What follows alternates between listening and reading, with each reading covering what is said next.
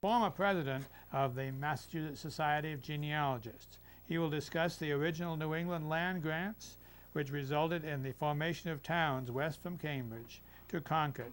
He will relate how the gradual assembly of the towns west from Concord resulted in the boundaries for the major portions of Middlesex County from 1635 to 1675, including 5 original Indian towns.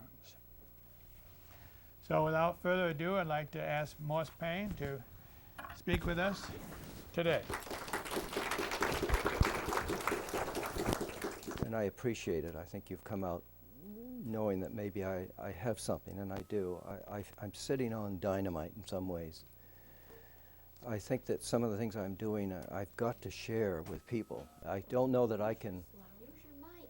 Louder. Use the mic. There is no mic. Oh.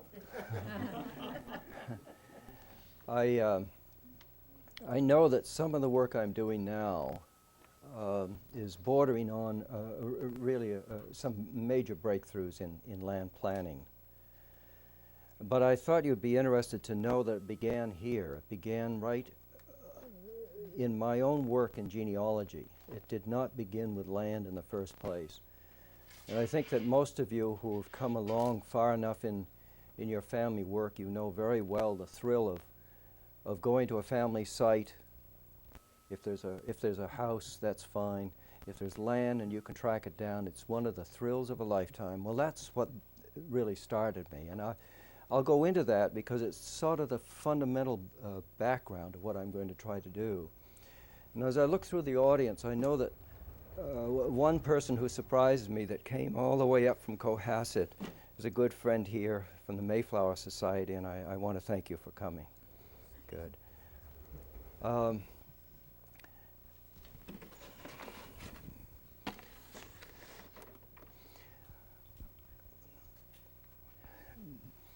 This compass looks familiar to all of you. It is a what would be a fairly standard compass. But what I want to point out is that if in general, when we use the word north, north in general is this north right here at 0. But in the times that I'll be dealing with, it'll be in colonial period, and it'll be some 13 degrees west of 0 at about here, which will be magnetic north. And I wanted to be sure I just got that fundamental lesson in early enough, because it's fundamental to what I'm having to deal with. In other words, what it really is, for anyone that might not know,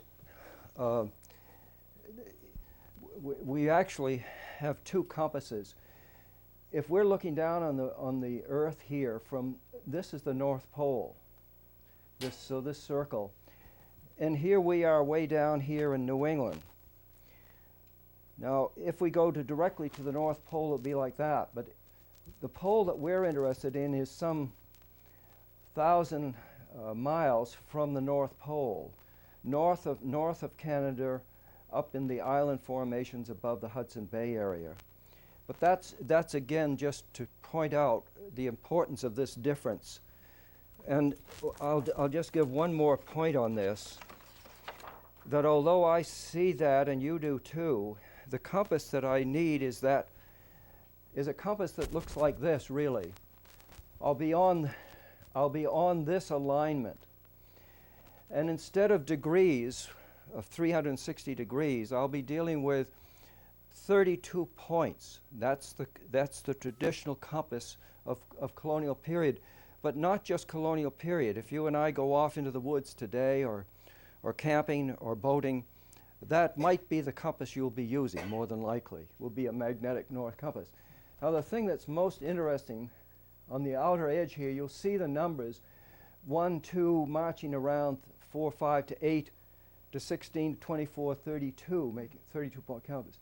Now, what I want to make a point is that a lot of the planning that you will see that will go on will be based on using the points of the compass. What I've learned is that a lot of times they'll be using every 2 points of the compass. Now, I don't mean that that's constant, because sometimes you could prove that maybe they did use 1 point, but in general, a lot of the work that was done in the early colonial period was based on a 2-point compass. The 1 point is 11 1/4 degrees as against 22 1/2 degrees for 2 points. All right. Now I said that the beginnings of this was down at the Cape. Now my interest in the Cape is that this is where my family roots are from. Without Susan Richardson here and Ralph, but their lineage comes through my line through Thomas Paine, who then married Mary Snow, and she was the daughter of Nicholas Snow of Plymouth, and then in turn it was Constance Hopkins that he married, and she was the daughter of Stephen Hopkins. So that's a direct lineage that comes through the Mayflower side of that. And I imagine, though I'm showing you a Cape Cod here and Plymouth, many of you probably are in some ways going on routes that'll take you through to the Plymouth colony side of the agenda. Now, what I want to talk about is mapping, though. These lines that you see here are the town lines of the various towns of the Cape. Yes, and it does go up to Plymouth also. But you'll notice that these lines have no coherent order to them at all. They all just seem to sit in the land in some haphazard way. If I could help you, the Cape Cod Canal is about here. So this first town is Sandwich. The next is Barnstable, the next is Yarmouth.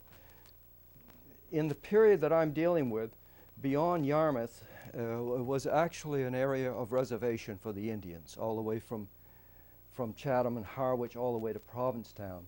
That didn't remain long, but that was the intent of that line. So my family is one what you would call a proprietor for the town of Yarmouth, and so this is the line I just talked about here. This was the end of the line, and these three towns, Sandwich, Barnstable, and Yarmouth, were created practically all within the same year, or 1638 or 1639. Sandwich might have been 1638. But this was the end. Now, in my work, when I set this down, I started across this because I knew that this piece existed. I did a hypothetical idea of just lazily just putting a straight edge on, and I drew this on out into Cape Cod Bay, and it went up to Provincetown and went on up off the coast of Maine. And though I might not have thought much about that, I stood back, and then I realized it didn't go just through Provincetown, which actually is about here. It went more specifically through Race Point. When the word point came to me, I said, my goodness, that may really be a route to planning strategy. Now, the other thing that I intuitively would know, and anyone that knows maps would know this, I knew instinctively I was on magnetic north. That's what I just explained to you, that difference in compass. This would be the straight line for true north, like what I'm showing, as against magnetic north. But I knew that instinctively. And anyone that would know maps would have picked up on that type of idea. Well, and I can tell you that is as terrific a moment as any of our genealogical achievements. If you make your next marvelous finding, you can imagine what this was like. It was like I was on cloud nine. I knew it. I just knew that something was happening. And then I wondered, what if I did this lazily, why don't I just do the same to Barnstable? And I drew this on out and went up and off through Woods End, out through between Provincetown and Truro. And then I tried again the same routine, and this time I went to Barnstable and Yarmouth.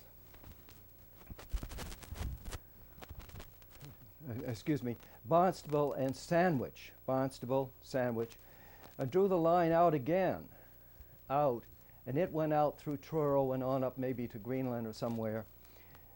But I then knew that somehow they intersected. And so then the third move was, And by the way, you can imagine now, if I thought it was a thrill to see the magnetic north, imagine what it is like now, to see what's happening. That these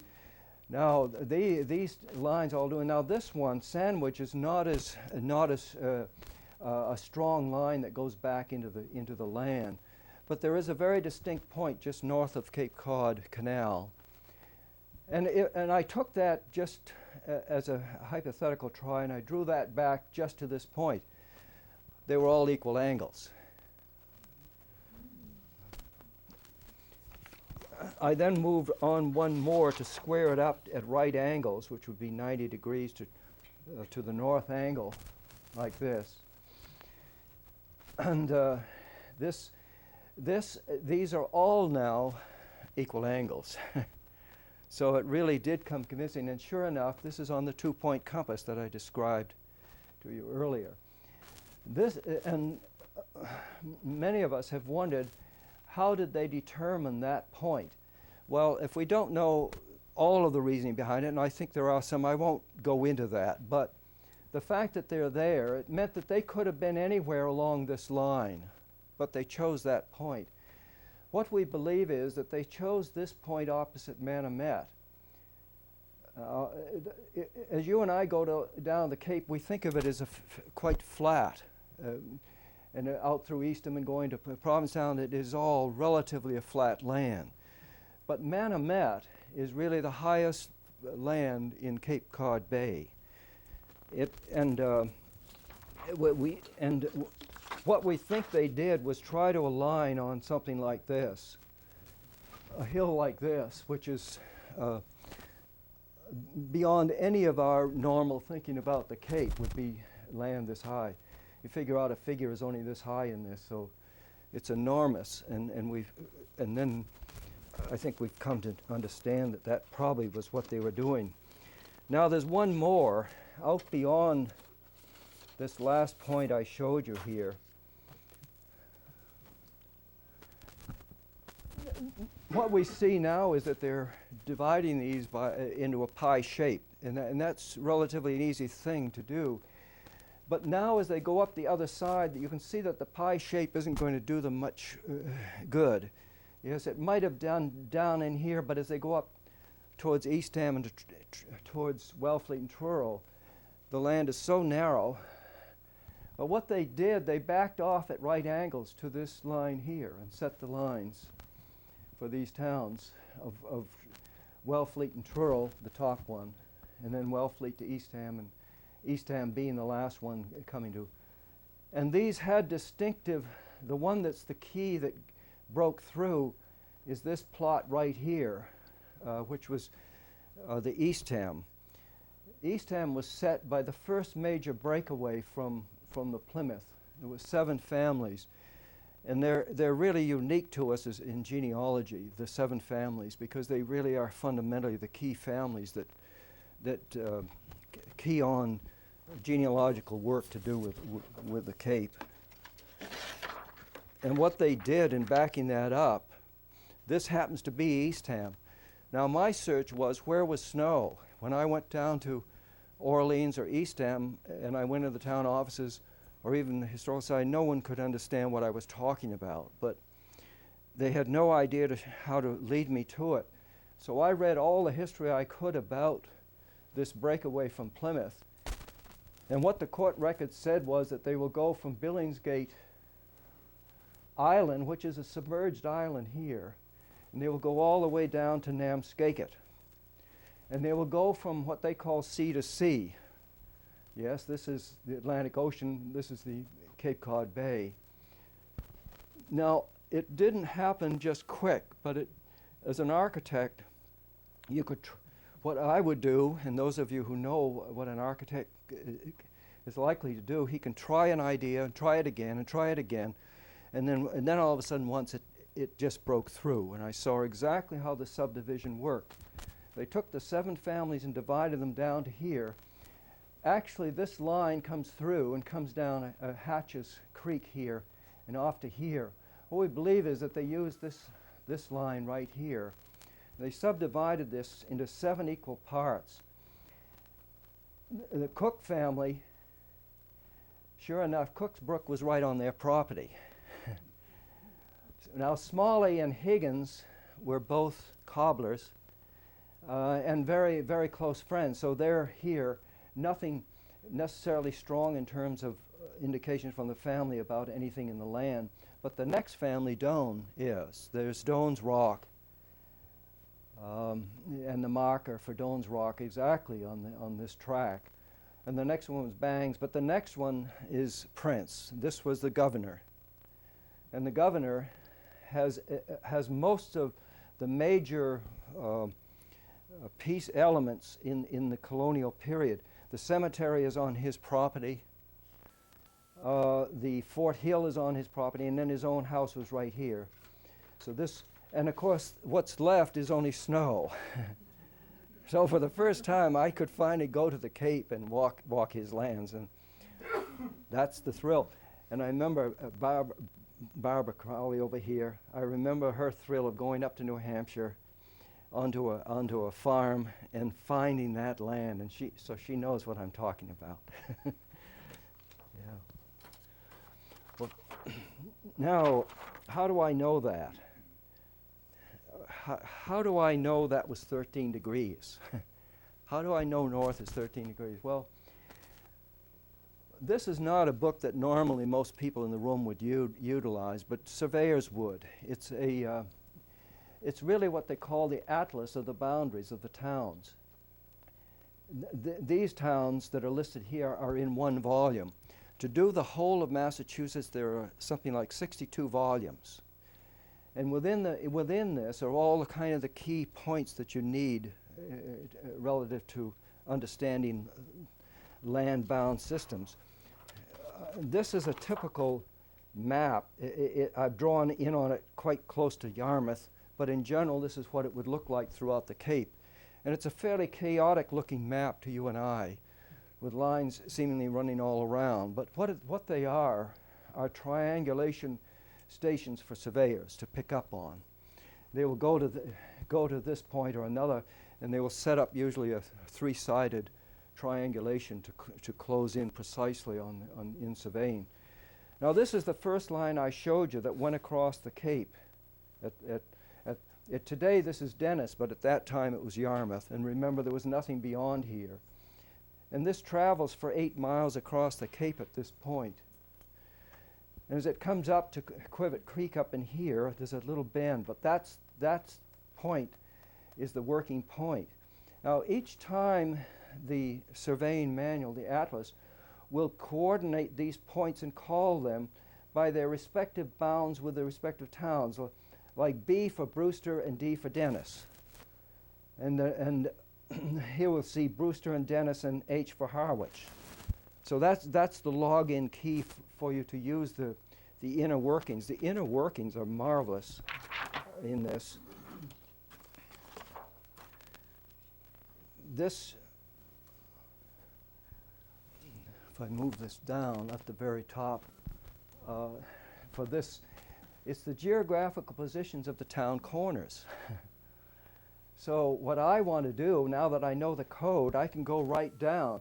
But you'll notice what they give us is terrific. They give us the corner, wherever it is, the latitude, the longitude, and here's the codes for the corners. They'll give the azimuth, the back azimuth, the true bearing, meters, and in feet. The thing that's most interesting is, for me, will be this column right here. What is the true bearing? So if we take a look further down on this chart, let me move it way up for you.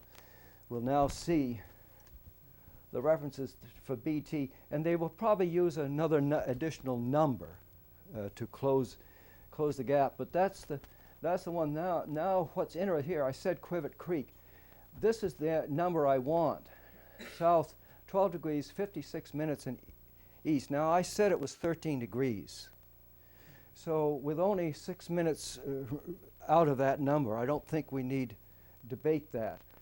So this is a number that probably was set in colonial times, that type of reading for that line. So that may help you to understand the kind of strength that I was able to come to on that.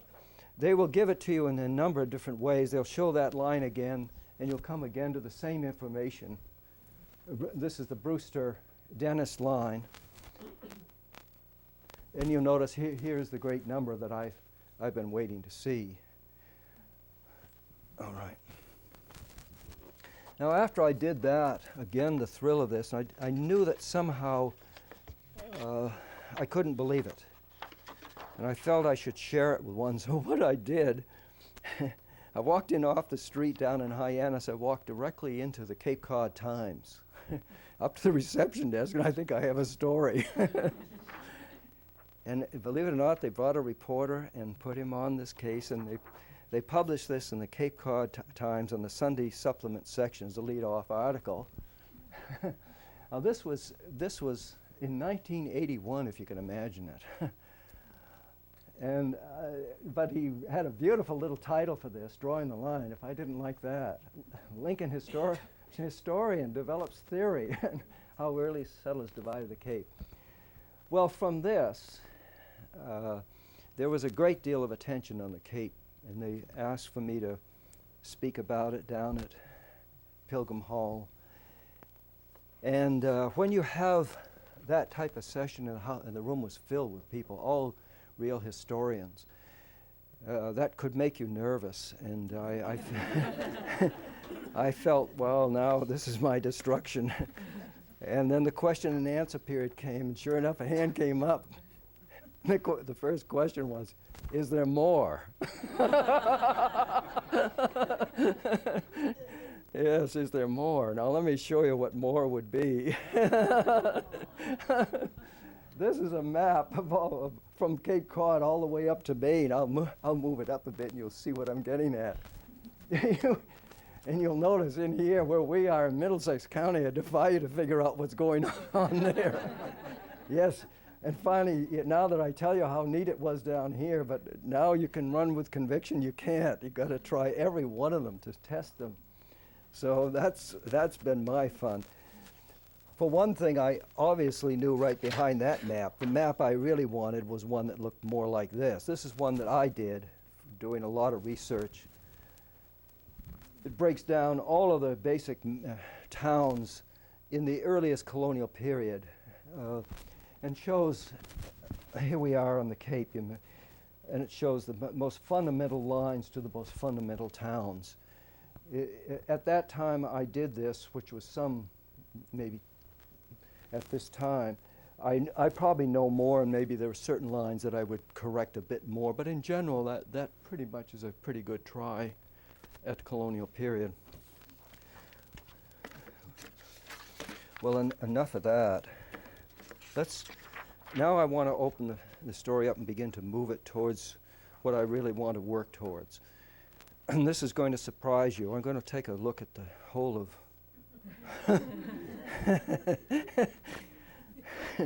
the whole western continent here, both north and south. But and again, this didn't happen overnight that I said I'd go look at the whole of North America and so forth. But I began to obviously back way up, and I began to realize that all of the energy of these lines came from Europe. And the influences that I was going to have to understand had to be from some of these. Now, these that go into South America, and these horizontal striations, are Spanish. And as you well know, you can imagine Florida going all the way up through Texas, all the way up to California. It's really quite remarkable when you see the amount of domain that they took in. Now, the striations that are vertical are the French, and they're doing very well. They have a different tack. They're coming down the St. Lawrence River, moving through the whole lake region, then down the river, down the Mississippi, and they're setting outposts for trading with the Indians throughout the whole of this portion. And of course, you know, they went back into the whole interior. So this is amazingly all French. Now the Dutch are here. Dutch are way up in here. And maybe there's a little Swedish group that are coming in. But the black group are the English. And they're the smallest. But what happened was that somewhere England woke up that they were missing the point, and when they did, they came like gangbusters. And that's what it's all about. What are they going to do, though? Well, this is sort of a fundamental key chart to understanding. It's quite a complex animal, but this goes from Florida all the way up through to St. Lawrence River. But what happened was that as the English started to explore, those that were in guidance of those exploration tips, every time they made a discovery, the discovery was in the name of their country, in the name of the king or the queen of the country. So these are now English discoveries. So what they had actually done is if you can imagine it, the Spanish are down here and influencing this area strongly up to here, and this area is Spanish too. So they didn't go below 34 degrees, but they set that as the working point, and they went north all the way up through to some 48 degrees. Now, when they did that, though, it's an enormous chunk of land. Now, what are you going to do with it? How are you going to manage it? Well, it was too much, and what they did, they actually subdivided it into two parts. Excuse me, this isn't what I want. I want to go down here to 45 degrees from 34 up to 45. That's the major tract that they opened up. And because it's so big, what they did was divide it into two parts. So we have what we call Virginia, as you and I would know, but it's hard for us to understand that this area north of this was North Virginia, where we are. But what they did was actually break this into these two companies. The one to the south was a corporation that was held in London. The other corporation was held at Plymouth, and that's the one that deals mostly with New England, is that Plymouth company. So that will be from 40 degrees.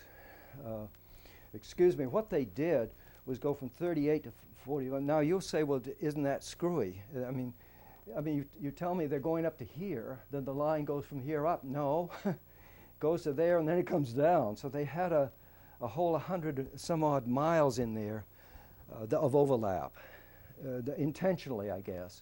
But anyway, the part that I'm interested in is another group that came in around 1620, and although that's the date of Plymouth, it was the date of the Council for New England's creation. And that's fundamentally the group that will control a lot of the activities in New England. And still beyond that, the one that I'm interested in will be this piece right here. And that's the one I will try to develop, and I'll try to show you a theme on that. But now again, another intrusion is the French. Now the French have claimed all the way down to 42, so there's going to be some pretty interesting scrambling around relative to how they will deal with these land decisions. But now the one that I want to show, these are the companies, by the way, the two companies. The one in London, called the London Company. And here is Plymouth for the Plymouth Company. The king is here at the royal residence at Greenwich, just down the Thames River outside of London. But that's fundamentally what's at. And of course, who we have at the time is King James during the major period that I'm involved with in this study. And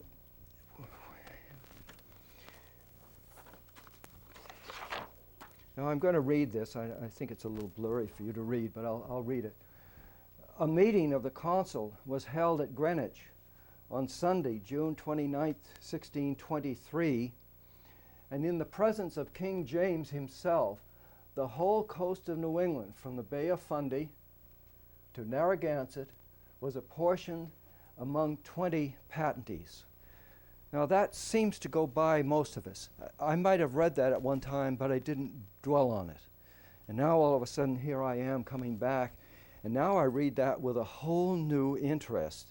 It's really dynamic to us of New England to read those words. And what this is, are 20 of the wealthiest men in England are now going to divide up the New England area. As now that they have these corporations, what are they going to do? They're going to go into business. So the first thing they have to do is begin to sell this, and they sell it to the highest ranking people, like the Lord Duke of Richmond, the Earl of Arundel. Now, what's interesting is Arundel will be in Maine. You'll recognize names on this list that are New England names, absolutely. I won't go into all of them. Earl of Middlesex, Earl of Warwick, Earl of Holderness. The one I want to pick up on is this name here, Sir Fernando Gorges. He's the one who is really the manager of the corporation, along with another William Alexander. But Sir Fernando Gorges is the one who really is coordinating all of this, and he draws a number 2. They don't know what the numbers are random, like they're drawn out of a hat. And now another one that is drawn is for Lord Gorges. This is his son. And this was drawn because he wasn't present. His number was drawn by the king himself for him. So we now have these numbers and we can see them. And when I saw that, and now I had such complete instructions that it would run from the Bay of Fundy to Narragansett Bay, I kept watching for this because I'd never seen that before. And I'd never seen a mapping like that until I came onto this map. Now this is a map that goes way out through from Cape Cod all the way up through to Newfoundland, way out here, through Nova Scotia and St. Lawrence River. Now that map doesn't really cause anything particular, except all of a sudden I began to wonder, what are all these names all jumbled over here? But then after I looked at them, and I'll enlarge that for you, it looked more like that, like they had just set these names down as they went around the coast, they kinked it up. But I noticed that they seemed to be very regular, the way they were placed. They were placed relatively in order. There, there, there, there, there, there, and so forth. And then I said, you don't suppose that are the names, and that is, you told us it would go down to Narragansett Bay, and you said it would be from the Bay of Fundy. Well, that is the Bay of Fundy. Well, using that, I took a hypothetical try at that, and I straightened it out. I straightened out all those names. So here with the 20 names, and you'll see that sure enough, number 1 will go right through the bottom of the entrance to the Cape Cod Canal at this point, which is Buzzards Bay, and it will go on right through, sure enough, go right through Narragansett Bay. They don't show it there, but it's right up here, as you know. And sure enough, you climb all the way up and up and up, and sure enough, this last one will go right through Passamaquoddy Bay, right on the Bay of Fundy. Now, I couldn't believe in that. I mean, it was still a hypothetical try on my part, but I tucked it away, and I couldn't do anything with it, and I left it. By the way, this is to give you an idea of the type of people we're dealing with. This is Sir Fernando Gorges' estate. I don't know what he's doing coming here, but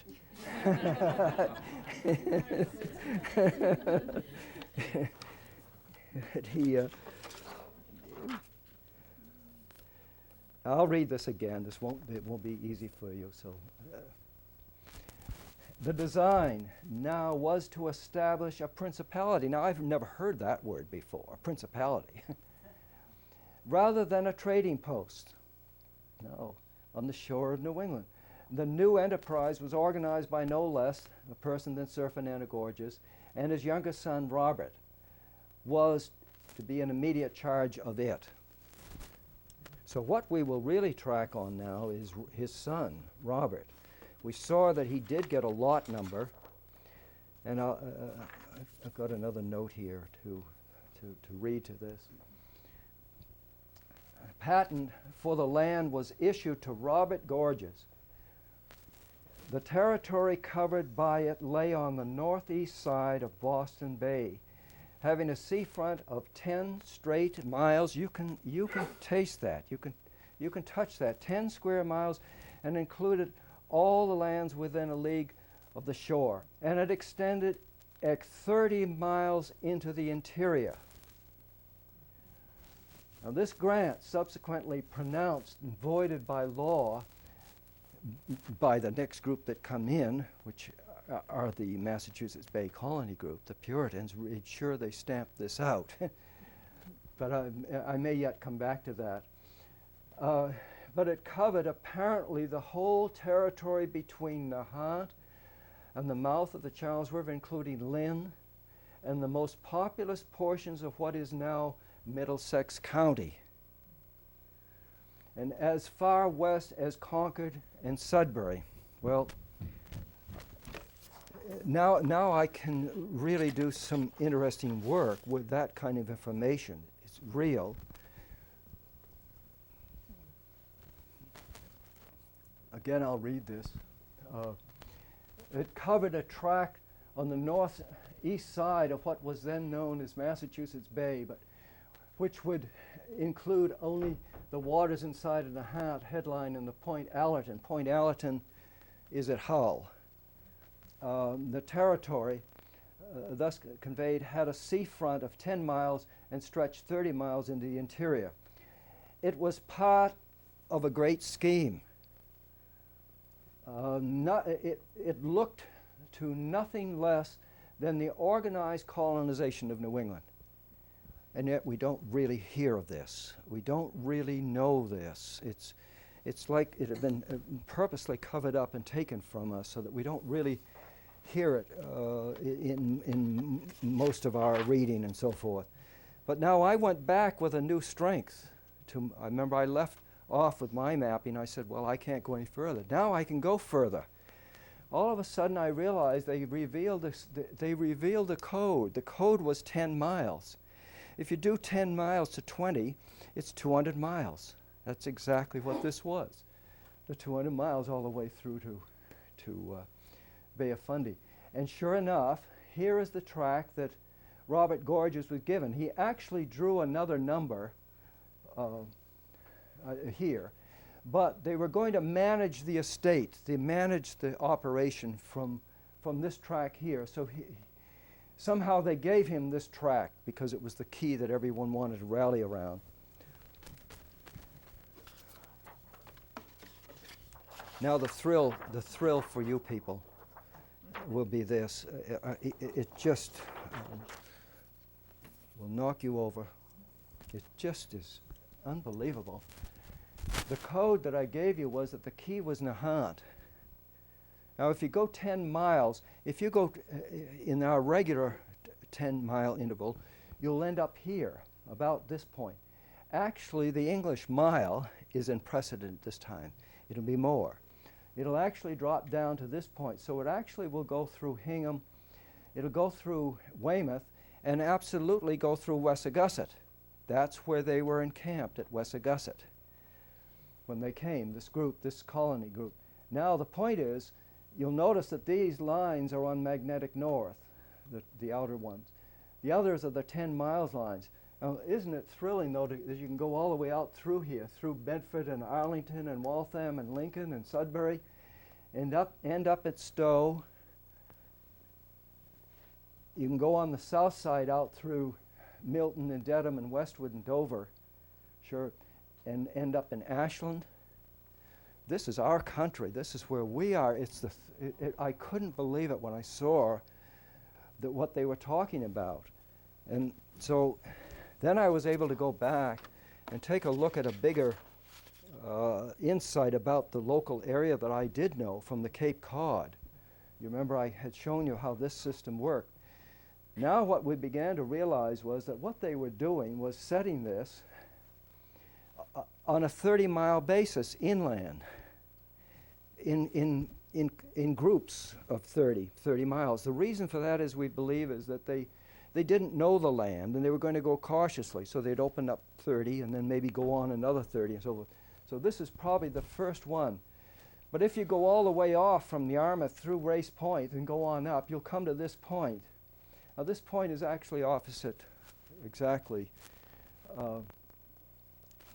Nahant.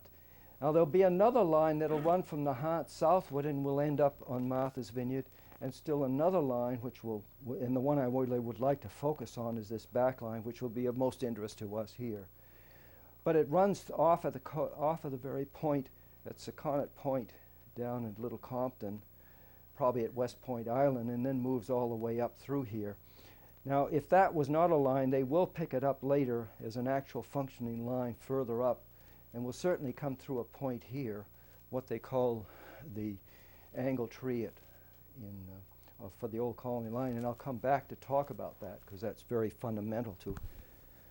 But then you can even step back and look at a larger piece, and I needn't dwell on this because I think you see what I'm getting at now. You now can see gorgeous track right in here in relationship to a track that goes above Lake Winnipesaukee in this case. Not all the way up to Passamaquoddy Bay, but goes all the way down south and goes out to the islands.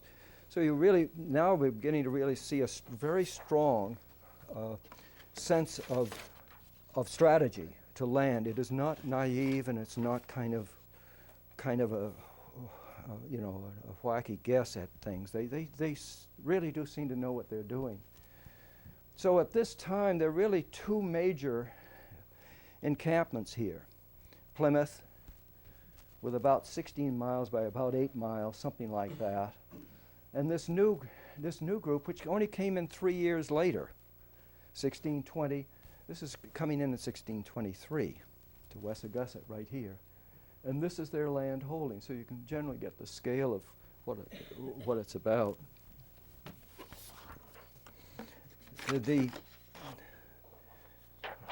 One thing that's very interesting is that what they have now is a confrontation, which is well worthy me to pause to speak about it for a moment. Up till now, Plymouth and Massachusetts Bay Colony had never had to have any committed line between the two. They lived in what they call harmony. As a matter of fact, I think the word is even, it was a loving relationship. So that somehow that worked until all of a sudden they got to Cohasset, where they're all of a sudden scrapping over the marsh grass. And what's interesting is, and for those of you who want to confirm what I'm talking about, this is a beautiful book of Plymouth Plantation by Governor Bradford, but in one chapter he devotes to this. Chapter 30, it's called The Border Dispute with the Bay Colony. He's talking about the inhabitants of Scituate. And this tract of land extended to their utmost limits that way and bordered on their neighbors of Massachusetts, who had some years after seated a town called Hingham, and on their lands next to these parts. So as now there grew great difference between these two townships about their bounds, and some meadow grounds that lay between them. Hingham presumed to allot part of them to their people, and they measure and stake them out, and the other pulled the stakes out and threw them away. But that type of confrontation was so heavy that the two towns could not deal with it internally. So it actually went all the way up to the very highest point of the court system in both Plymouth and Massachusetts Bay, and they both came together. Now, what they did, now that I understand what has happened, it is really an exceptional. This, I believe, is a Dutch map, and I put it on just as they showed it. It's not the way you and I would normally come on to this, but it's. Let me put it the way you and I are familiar with it. It would be like this. But now for the first time, we see this map, and I forget its date right now, but it's very early. But for the first time, we begin to see a line like this. Now, what's important here is this, and I'll show it to you again on another map, but I want to make the point right now, that I think this is a remarkable move on the part of the Massachusetts Bay Colony, because what they had read, yes, you can read that they were supposed to have something some 3 miles south of the Charles River, but if you really go into it, you'll find out what they really did, the surveyors did. They picked up on a latitude line of 41 degrees 55 minutes. Now, if you do 41 degrees 55 minutes, you'll come all the way across here, here, here. And this is Plymouth. This is the 41 55 minute line. It would kill Plymouth. It would absolutely do them in. So what I think has happened is that it was really one of those remarkable high moments, I think, in terms of our insight about what might be going on here. Mass Bay Colony lifted this line, and I think for all intents and purposes saved Plymouth, because they could have, and because they were so strong, they could have probably bowled right in there and had a major confrontation. But that, now the reason I make this point is that this is the line that coordinates now between these, and it's not thought of lightly. I mean, down in the Cohasset and the Scituate and the Hingham area, they've noted this very well, that that line was constructed, boundary line between Norfolk and Plymouth counties, originally established in 1640 as the boundary between the colonies of Massachusetts Bay and New Plymouth. And they have plaques and other things to record that. Now, what they're going to do is, you'll notice the cape again here. What they're going to do is start here at Cohasset, just back in where the backwaters of the Cohasset River comes back into here to about this point. From there, they start a line going down, which will go all the way to Rhode Island. Its correct alignment would be this alignment here that's dotted, but they didn't. They didn't do that initially, it is not where the line is today, let's say. What they did, they then corrected the line later to align more with what Mass Bay Colony said, that they were some 3 miles south of the Charles River.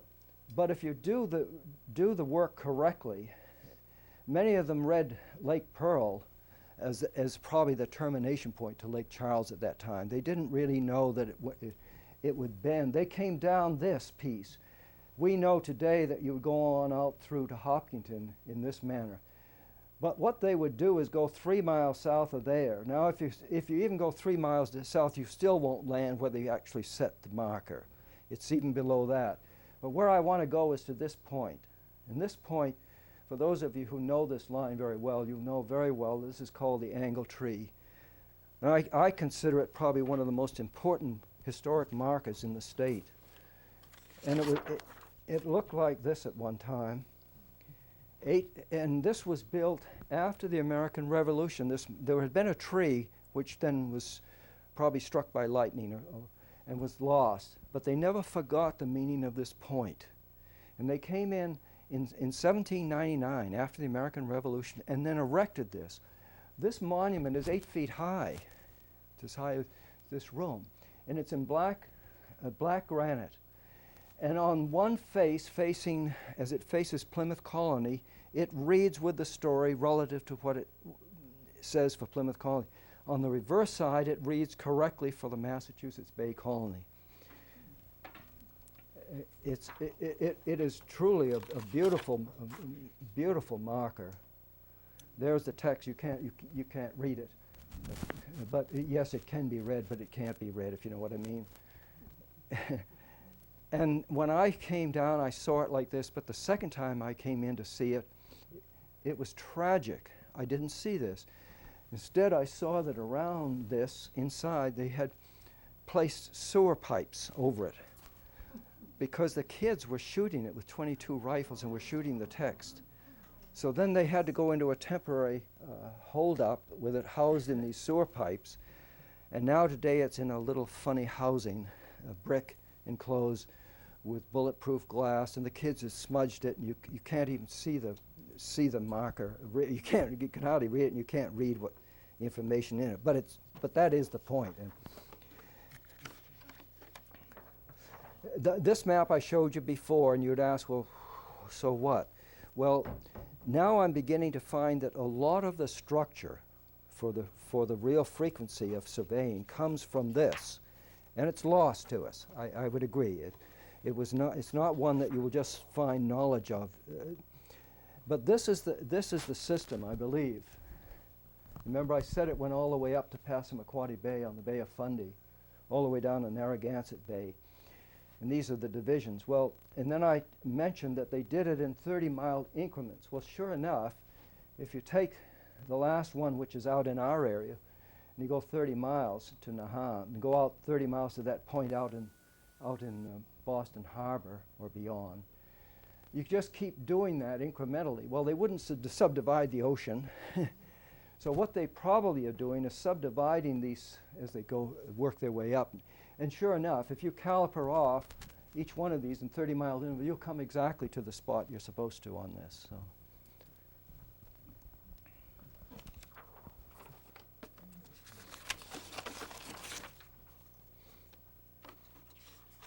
Now, the reason that I gave such explicit comments about the angle tree, it is a coordinating point for what I want to talk about from now on. It is really kind of the basic generator for a lot of the work that goes on in what we'll call Middlesex County. The key point that you remember that I read to you, that Gorges had, his property, his holdings came to Nahant. If those of you who know, you come from Lynn across to Causeway, and this is the first little island, what they call Little Island, onto Nahant.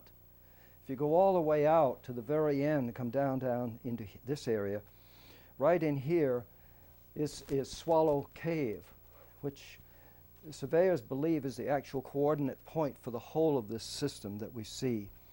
And it will go back into the interior. Someone made a sketch of Swallow Cave, if that'll help you.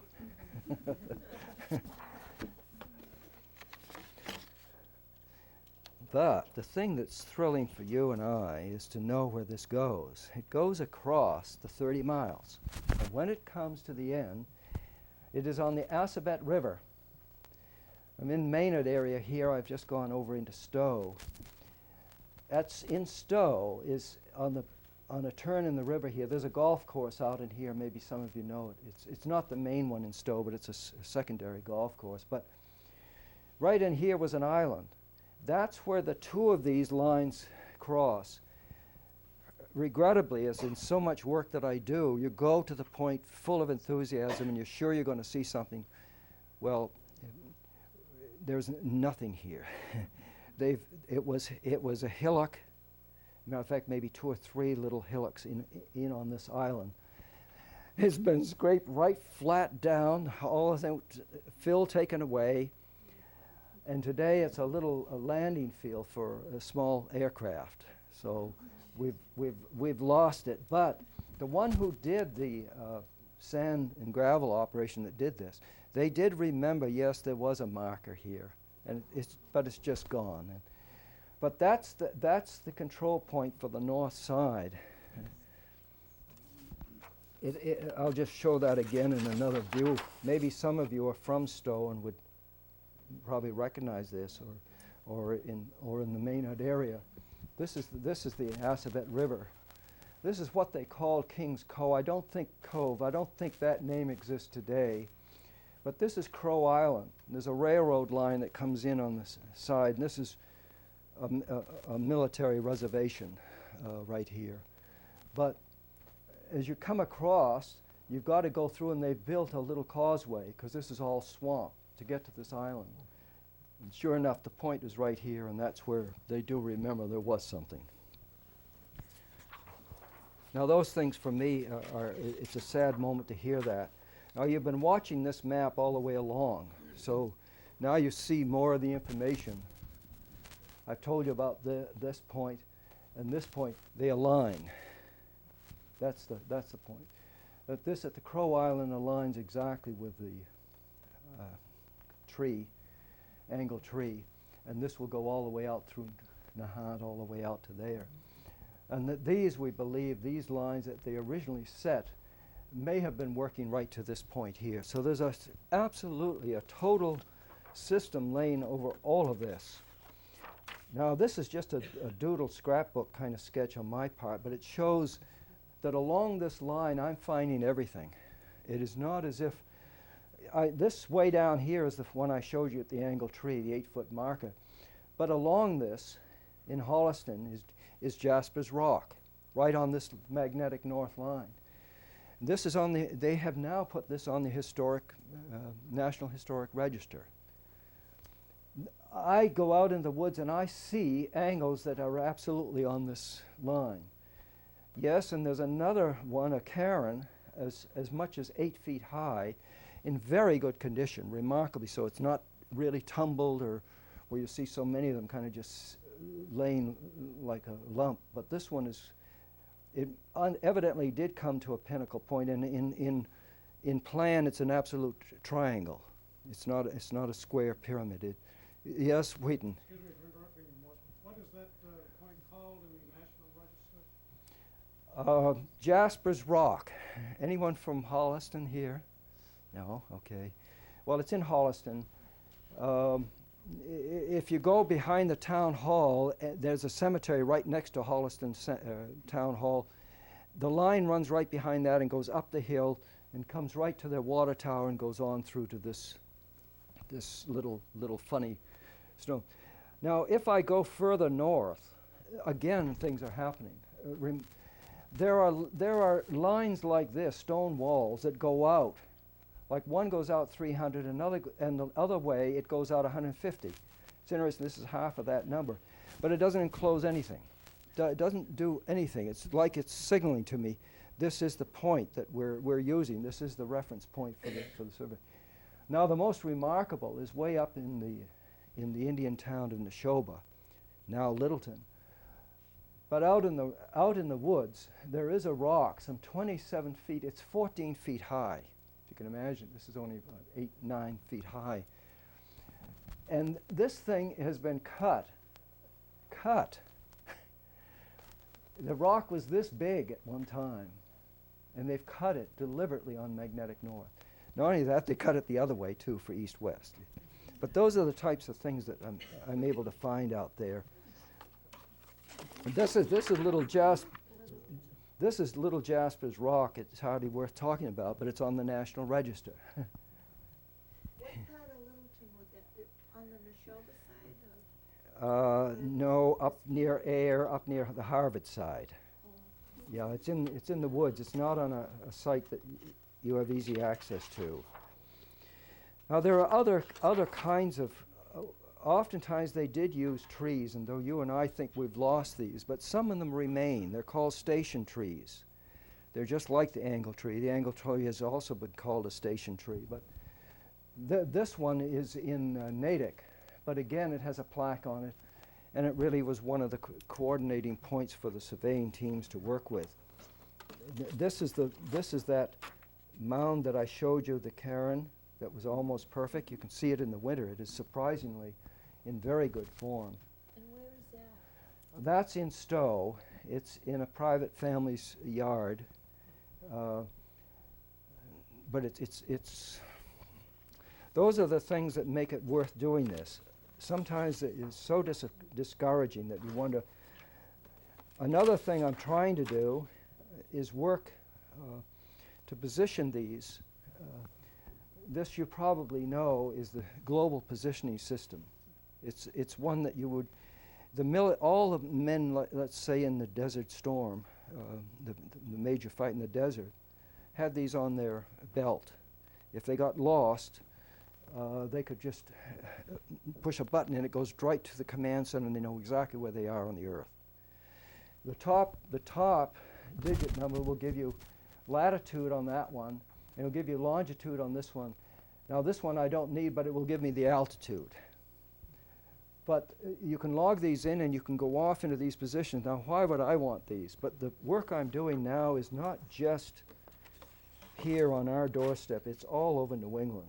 And what I'm trying to do is set up a recognition. I can do it myself and find the longitude and latitude, but I want to confirm it electronically if I can. What I'm trying to do is go out and maybe, if not hit all of them, I'll hit some of the major key ones in the whole. And this will take me, I'm not going to the Bay of Fundy in this chart. I'm going above Lake Winnipesaukee, though, in this work I'm doing on this study. And I'm working on mapping now, which looks pretty businesslike. But you can see I'm trying to log in a lot of information. Sometimes I'm logging in too much information, but it may be just for me that I need that. It may not be for everybody to necessarily have that, but that's the kind of working I'm doing. Well, now I've come to the piece that I think will interest you. When the Bay Colony first came, they came to Salem, and 1629, 1630, there was a group that came in a year earlier to help, but they're part of the Mass Bay Colony. The major fleet came in, and as you know, there are about 10 ships, and for all intents and purposes, about 100 people per ship. So it was about 1,000 people. It's probably not that number. It's probably more like 700 or something, but it's a good number of people are coming in. And what they need to do, when they came in here, though, they found that this was very demoralizing because many of the people that were there, that were their friends, had already died the year before in the winter. So it's really a depressing thing for this new group to come and see where they thought they were going to place their marvelous community. It is really depressing to them. And even Governor Endicott, then the governor for here, he will be replaced by Governor Winthrop. But at that time, he's encouraging them to find something else if they can see it. Well, there was a group that actually went out and walked out through here. They have to ford these rivers and go back up as far as they can. So down in here, just to help you, this is Boston. This is the neck of Boston, so it's actually Shawmut. And these are the two main streams, the Mystic River and then the Charles River going out. But they came out through Medford and crossed over about at Medford Center, because that was about the place they could ford. And they came down along the side here and came out into this neck here, which is Charlestown Neck. And that is where they set up. So that's where I begin this story. You will then find that they then will go to Boston, and you think that's the end of the story. But really they did not even stay in Boston. They then went and set up another community, which was Newtown, which is Cambridge, but to most of you here would know it as Harvard Square. So this is actually in the sequence of it, 1, 2, 3, and then Boston is the fourth and the ladder of that movement pattern. Now and what's happening is there are so many ships coming in, even after the first group are here, that the amount of migration is such a pressure on the community. They can hardly take care of these people that are coming in. And they have moved out to, this is from from the Mass Bay Colony records, 1635 and 36, but they now have abandoned, for all intents and purposes, Charlestown. And maybe some of you remember why. That the water, which should have been fresh spring water, was impregnated with salt. And so it was Blackstone, if you remember, on Shawmut, who offered them to come over there and set up there because there were springs of clear water. But that's the general gist of that. But now what's happening, but before that, they went to Newtown. And it was agreed that Newtown bounds shall run 8 miles into the country from their meeting house. You know, with what they're saying is that they want to have a, like they did on the Cape, have a centroid point. The centroid point in this case is Harvard Square, right at Mount Auburn Street and Dunster Street. For those of you who know Harvard Square, I know one man back there does. Where J Press is, the men's clothing shop, was right where their meeting house was. That's the meeting house they're referring to here. That will be the centroid point. Now I'm going to pick up this study with mapping that will look like this. You'll notice the black, of course, way off to the right here is Boston Harbor. Now this is just what I was talking about. They're now at Newtown at Harvard Square. This is that central point, which is the meeting house that they're going to use. And now we begin to see, for those of you who know mapping well enough, it will recognize the beginnings of something here. This is Watertown. Yes, and it uses that point. Now what's interesting is, yes, and one of the savage things about this and why everyone is leaving, this is the worst thing you can do. It worked on Cape Cod Bay because it's out in the water. What do you do when you got land in a pie shape? Where you want land, you have no land. And then all of these people are coming and there's no land. And that's why they're all screaming and yelling to the court that something's wrong. Yes, and Hooker and all of them are beginning to actually pack up, and they go all the way to the Connecticut Valley. So then you get Windsor and Wethersfield and beginnings of Hartford and so forth, just because of the pressure that's back here on a stupid planning decision to make the central point the meeting house, and it restricts the use of the land. But this red line is a baseline for everything I want to show you from now on. Up until this point, almost all of the towns are at the sea edge. They're at where they have tidal access for boating. But now they're going to have to back off because there's more that has to be done. And this line is running against Watertown, an edge that most of us would recognize. And then it'll come out through Natick and go on down through Dedham. It'll go up through Chelmsford and go on out. But that's the basic line of all that's built up to that time. So now I will build on this, and you'll see what happens. To check the migratory movement to the Connecticut River, they are now going to try to create their first inland town, which is Concord. And here we see it perfect. It was an absolute 6-mile square. But if you make an X through this and take that right back, sure enough, it's aligned exactly with the point at the meeting house. But one of the crazy dilemmas in this is that the court can't keep up with all of the things they're having to do. There's just so much coming at them. Here they created Watertown, and now they put another town over Watertown. Well, you can be sure Watertown squawked, racing to the court, and the court goes into a tizzy over this. And out of this, you'll see the results of this. But that's the piece that was lost for Watertown. This is a nice map. I forget who did this map. Maybe Shirley remembers. But this is a beautiful map of Concord, but it shows it very nicely drawn and everything. And this is that piece of Watertown sitting in here. Here's the square.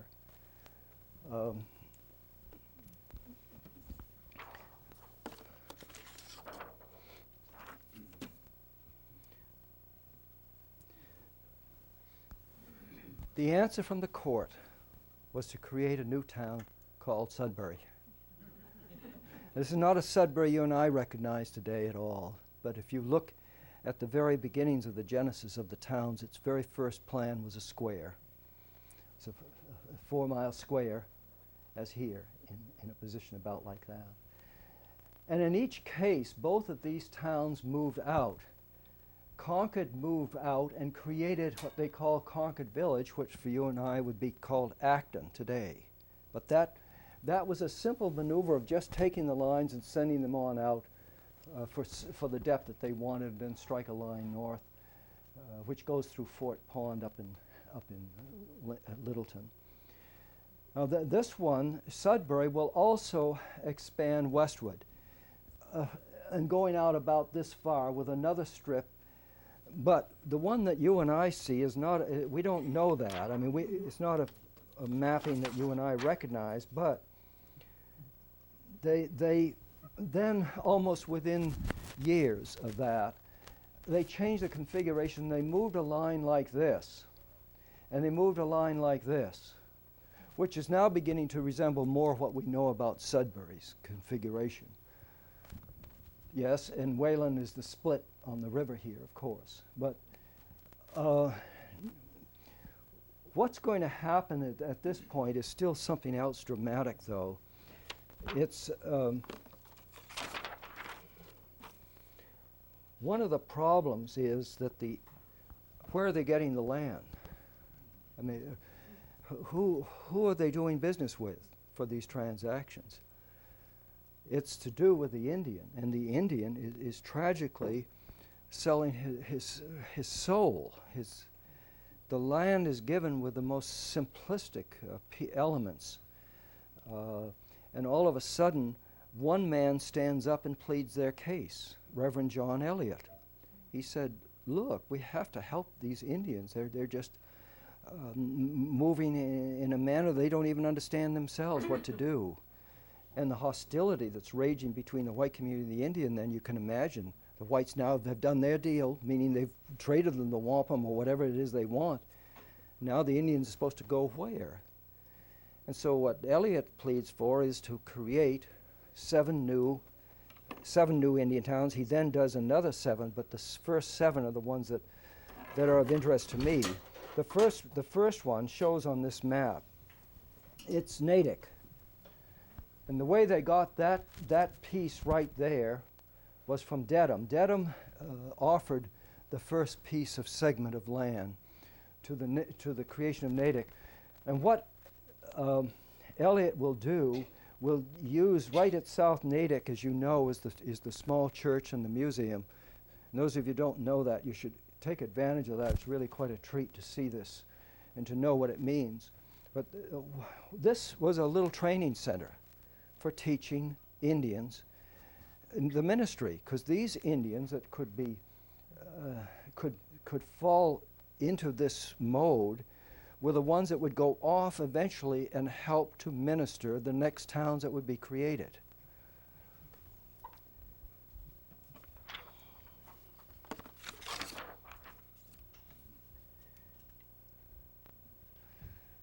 Now something funny happens, though.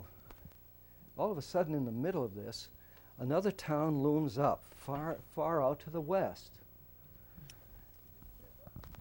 An enormous town, bigger than anything we've seen up till now, except you must know that Dedham is an enormous town, for those of you who know. It goes all the way practically from Watertown's doorstep here, all the way down to Rhode Island. So it was a... But here we see, at least in the majesty of these squares or whatever, that the court is assigning. Here is an enormous one, and this is Lancaster. And this is big, meaning that it's 8 miles this way and 10 miles this way. Now, all of a sudden, you begin to see why Eliot's concerned. And where's the next town going to be? And where's the next town? So Eliot really has to move now. He really has to scramble fast. Now, if he works fast enough, there is a corridor in here, and that maybe if he works fast enough, he might be able to work out this problem.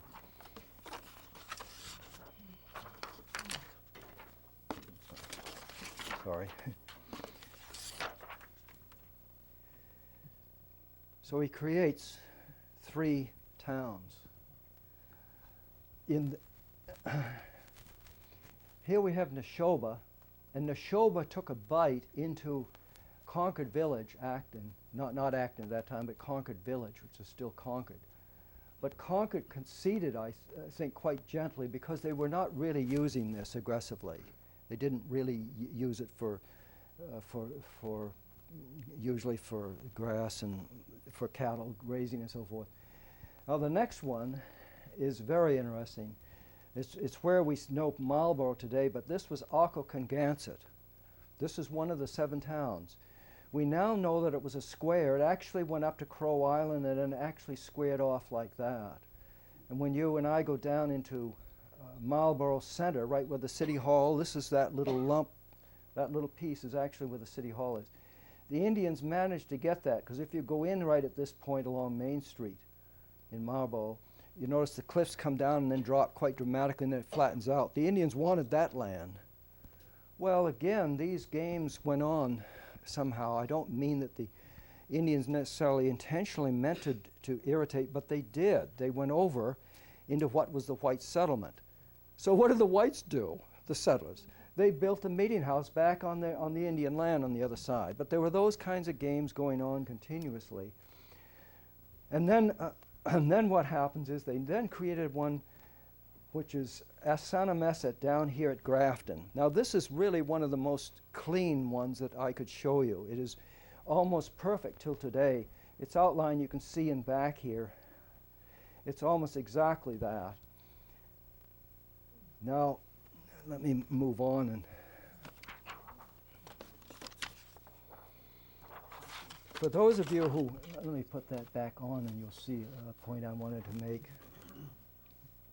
Well, it'll come up on the next slide, but those of you who recognize this, this is the starting point for the marathon in Holliston.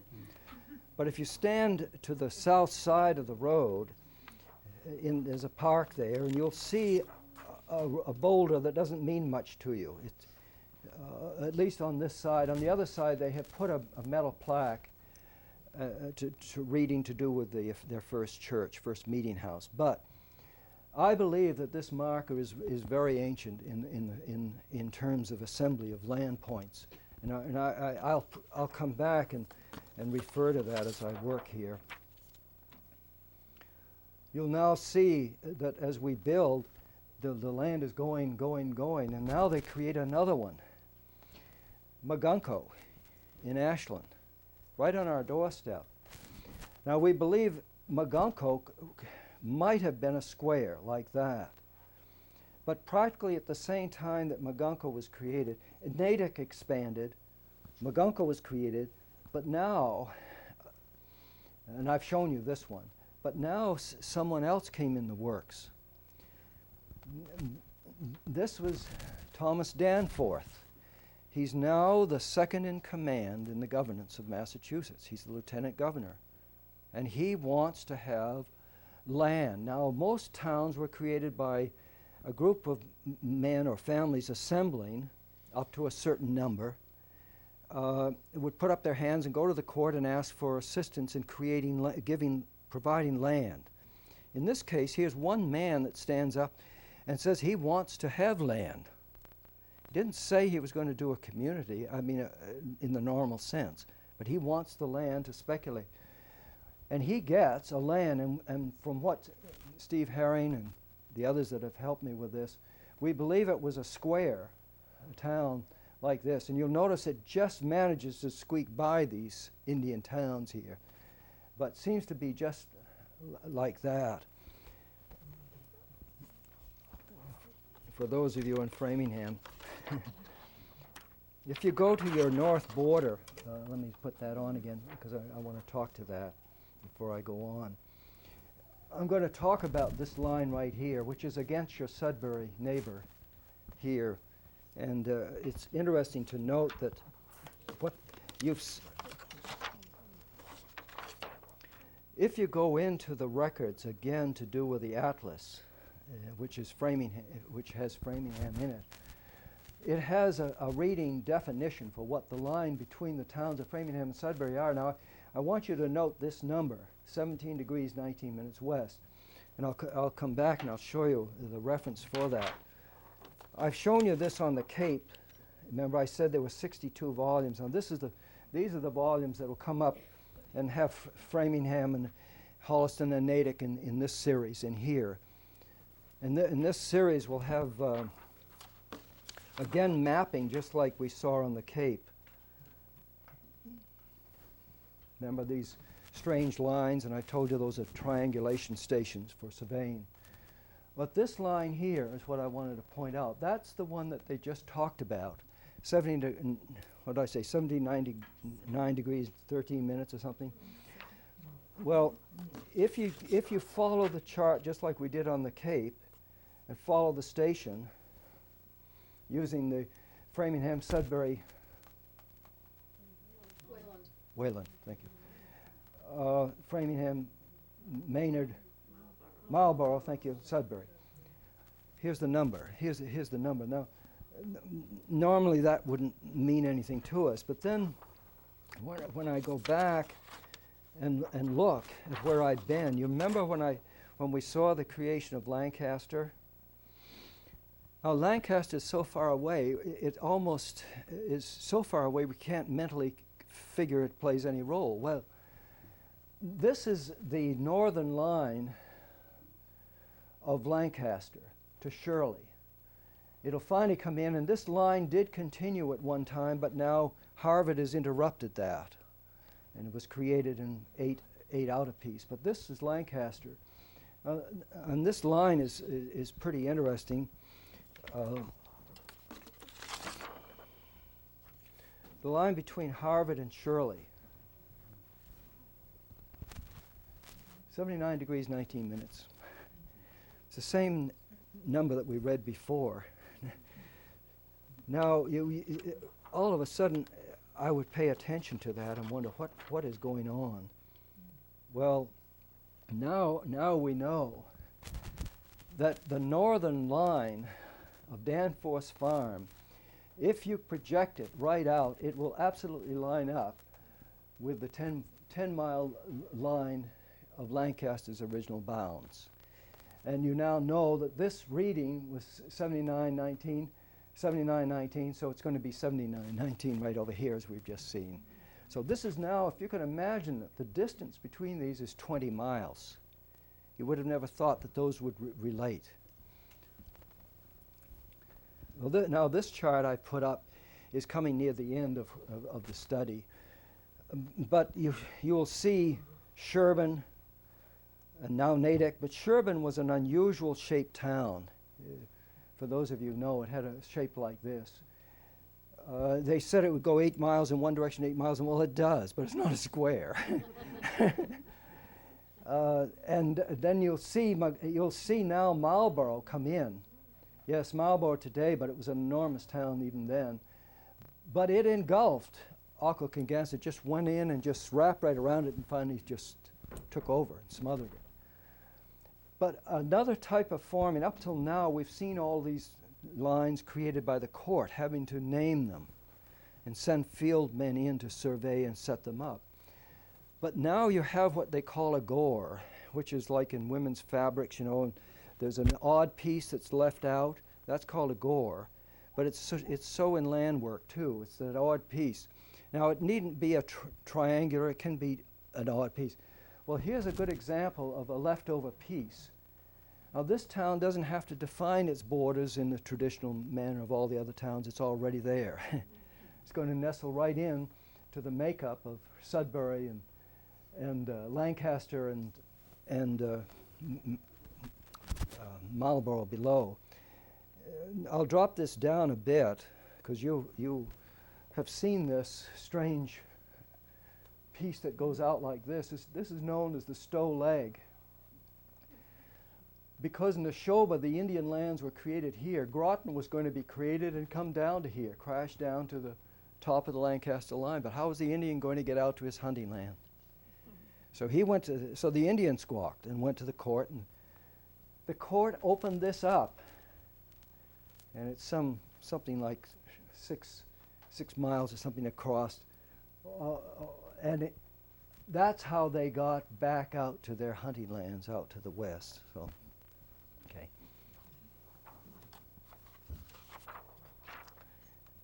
So you're now beginning to see the whole evolution of this. You will now see the disintegration of these Indian towns, which disintegrated obviously after the King Philip's War, 1675. And the whites just went in and just grabbed the land and just tore into it. And we really have trouble today trying to really find the heart of these bounds. I've worked very hard on trying to understand them. I won't go into Neshoba was probably the most interesting work I really had done on the Indian work, but I won't do it. But now you begin to see that we now have filled it all up. Eliot was right. The Indian was going to be on the losing end, and then of course he was finally. But you can actually see the creation of now mother towns birthing youngsters. Here's Lancaster, and here we see the creation of Harvard. So from now on, that will be happening. I'll show one more, and then you obviously know what I'm talking about. That's moving down into Bolton, from Harvard to Bolton, and then these towns begin to break all up. And that doesn't help me. I mean, I can't find the system after a while.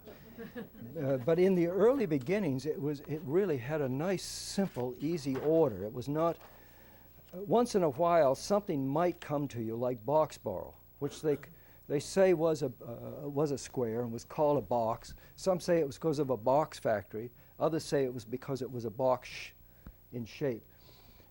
But anyway, it's a piece that came out of Stowe and out of Littleton and out of Acton, all three. But enough of that.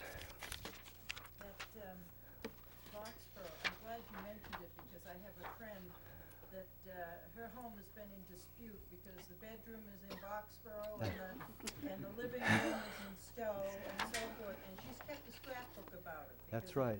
It's gone on for a couple of years. That's right. I hear those stories all the time. Yeah. I thought I would go back for a minute and pick up just to see what it was that Eliot was up to, because it's worth pausing for a minute. What we have at this time are obviously Indian encampments throughout here with major predominant names that we all recognize. But the ones that were selected for the creation, the 7 that I was interested in, were right here. 5 of them I followed. There are actually 7. There was one up at the Merrimack River in Lowell, which I didn't cover because it was outside of the area I wanted, and really was not one that had to be created because it was an island, so it really didn't play the same role in decision making. The other one was over at Blue Hill at Ponkapog. So these 2 I've not had, but the other 5 I've definitely picked up with in this study. But when you think about it, it really makes you pause to realize that this man, Eliot, wrote the Bible in the Indian language. It just bowls you over to imagine that. He set up he broke down the whole language. I won't go into it more than what you see here, but he breaking down every vowel, every consonant, everything into this system, until finally he can put together whole sentences, whole structures of thought. And this one some of you might recognize, is familiar to you. Now you might like to see it in the Indian language. But if you can imagine, that's what this man did. And he sunk deep into the whole Indian culture. And he had at his side Daniel Gookin. Gookin was the Indian representative. And they worked with the Indians, truly worked with them, trying to solve these very difficult problems. Now I'm going to show you what I think was the assembly of the land of these 5 communities, not the 7, but the 5. I believe that the magnetic north line was the fundamental key to this system, and that all of them hung onto this in some way or other at right angles to it. It's pretty simple when I show you that, but Neshoba was an odd piece because Chelmsford beat them to it and was created up in the north, up here. So what they did was just change the shape and changed it into a parallelogram, odd to the 6-mile square. But all of these fundamentally were square. Remember I said Crow Island was fundamental to Occoquan-Gansett. Magunko was again another square. We believe that Natick had a potential to move inside of its dimensions here, just as Grafton. These actually move across the whole network, all working off of this kind of centroid system.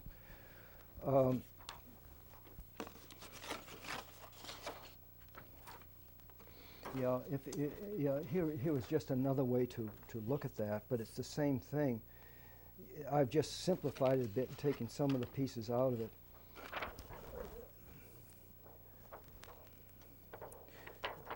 These are the squares I was talking about. You can see them there, but you will see them here too.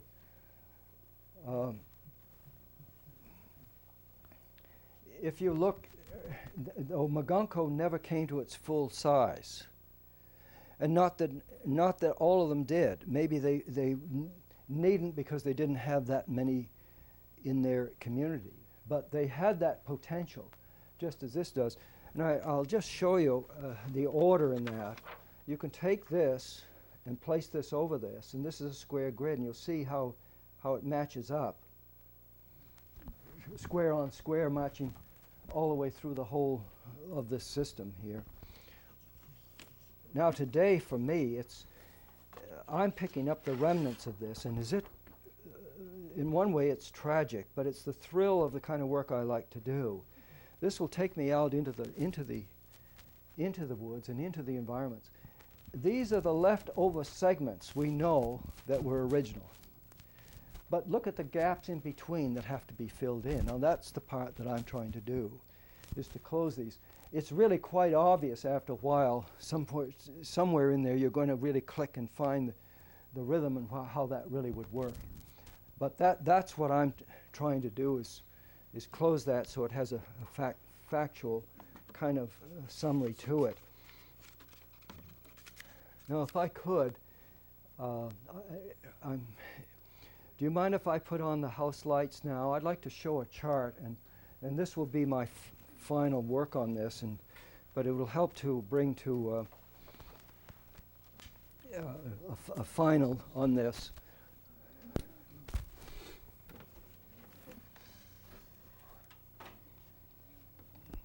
I'm going to build on this for a minute. It's not final, but I'll explain it to you at the beginning here. This is pretty much what I just showed you and explained.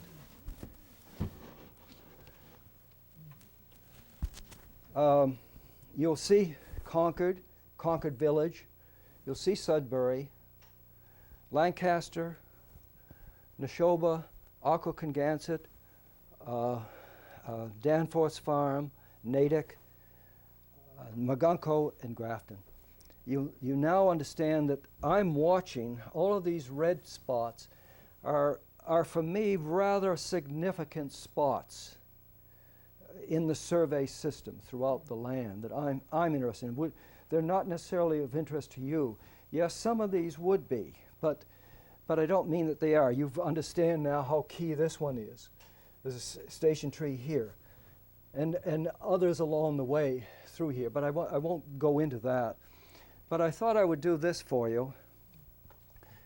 It didn't become obvious at first to me. I realized that I had assembled land, but I didn't know why the land. You remember when I told you down at Plymouth, someone asked me, is there more to the story? And I didn't know what he was talking about.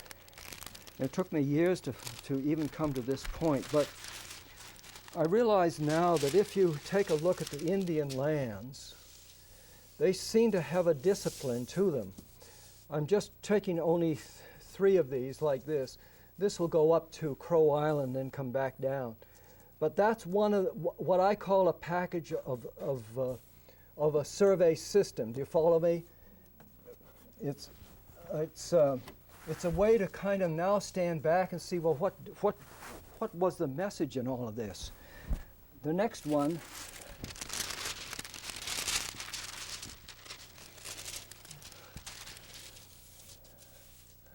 would be this.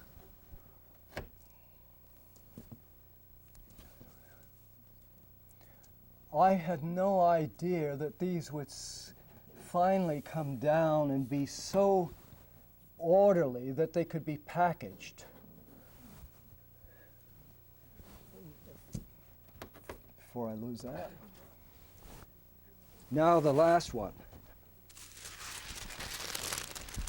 The last one is of course, the big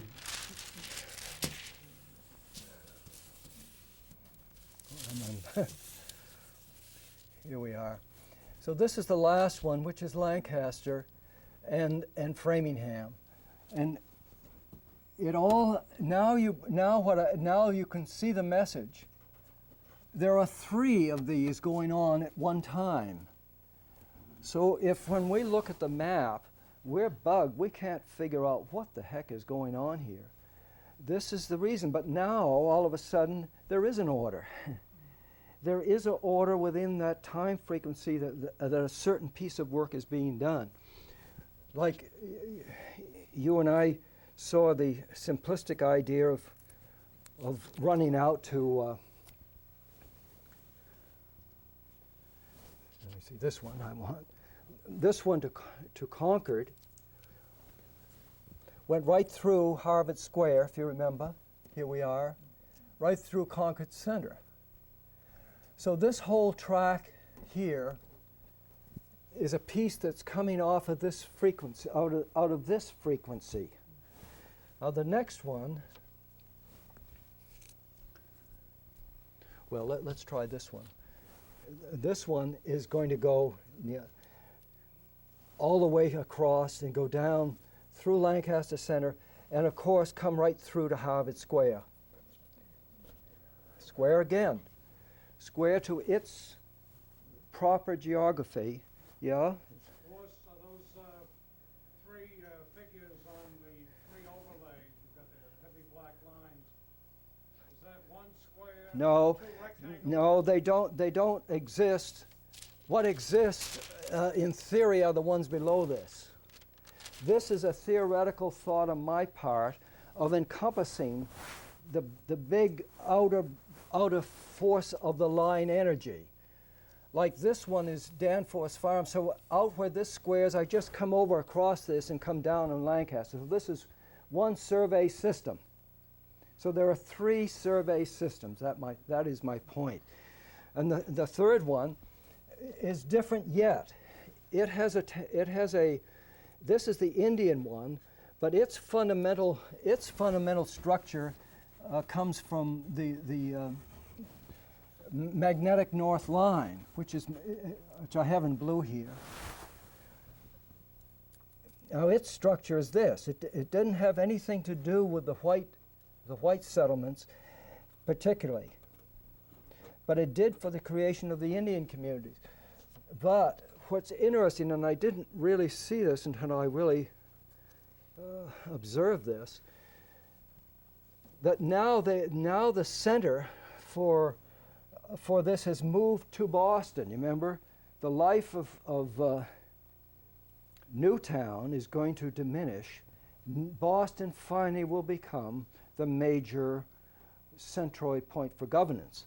But if you'll notice what happens here, when you come out of Boston and square up on this goes right through the heart of the creation of what I think is maybe the northern piece of Neshoba. And right at that point is where you get, for those of you who know Rivers Country Day School is, right off on that street is where the station tree is that I showed, but I didn't make a big do about it, but it's one of these station trees at exactly this point. So that's what I think it's all about. It's taken me a long time to get there, but I felt that I obviously have to help people to maybe hear this, because others may find that fundamentally it may be what someone else needs. So with that, why don't I call that it? So thank you.